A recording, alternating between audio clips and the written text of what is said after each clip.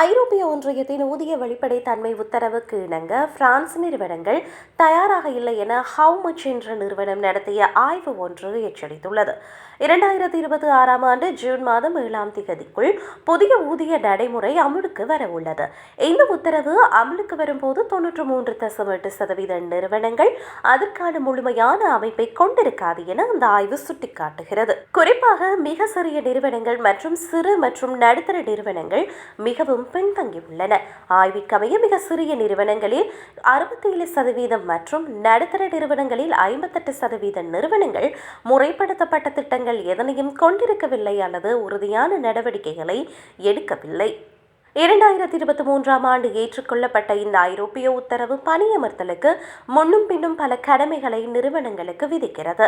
அதற்கமைய வேலைவாய்ப்பு விளம்பரங்களில் அல்லது முதல் நேர்காணலுக்கு முன்பே நிறுவனங்கள் முன்வைத்த சம்பளம் அல்லது குறைந்தபட்ச வரம்பை குறிப்பிட வேண்டும். மேலும் பணியாளர்களின் முந்தைய சம்பளங்களை பற்றி கேட்பது சட்டவிரோதமானது என்று அறிவிக்கப்பட்டுள்ளது.